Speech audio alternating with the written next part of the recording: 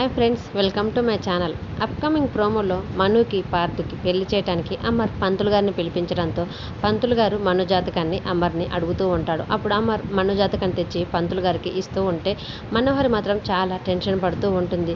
దేవుడా, ఎలాగోలా మా ఇద్దరు జాతకాలు కలవకుండా ఉండేలా చూడు అని తన మనసులో టెన్షన్ పడుకుంటూ ఉంటే పంతులు గారు మాత్రం మను జాతకం చూసి ఒక్కసారిగా షాక్ అవుతూ ఉంటాడు. అలా షాక్ అయిన పంతులు గారిని చూసి అమర్ పంతులు గారితో, ఏమైంది పంతులు గారు, ఏదైనా సమస్యనా, ఎందుకు అంతలా మీరు టెన్షన్ పడుతున్నారని అమర్ పంతులు గారిని అడుగుతూ ఉండేసరికి అప్పుడు ఆ పంతులు గారు ఈ జాతకం ప్రకారం ఇప్పటికే ఈ అమ్మాయికి పెళ్ళైపోయి ఉండాలని చెప్పడంతో పంతులు గారి మాటలకి ఒక్కసారిగా అమర్, పార్థు, బాగి, మను అందరూ కూడా షాక్ అయి చూస్తూ ఉండేసరికి అప్పుడు బాగి మాత్రం అవును, దీనికి ఈ పాటికే పెళ్ళైపోయింది, ఆ రణవీర్తో ఆల్రెడీ పెళ్ళైపోయింది కదా అని తన మనసులో కోపంగా అనుకుంటూ ఉంటుంది. తర్వాత ఈ జాతకం అమ్మాయి ప్రకారం ఇప్పటికే ఒక పాప కూడా ఈ అమ్మాయికి పుట్టి ఉండాలి అని చెప్పడంతో ఒక్కసారిగా అమర్ వీళ్ళందరూ కూడా పంతులు గారి మాటలకి షాక్ అయి పంతులు గారి వైపు చూస్తూ ఉంటే మనోహరి మాత్రం తనకి రణవీర్తో పెళ్ళైన సంగతి గురించి, ఇంకా తనకి పాప పుట్టిన సంగతి గురించి మొత్తం కూడా జరిగింది ఒక్కసారిగా గుర్తు చేసుకుంటూ ఉంటుంది. అప్పుడే అంజు మెట్లపై నుంచి నడుచుకుంటూ కిందికి హాల్లోకి వస్తూ మనోహరి వైపు చూస్తూ ఉండేసరికి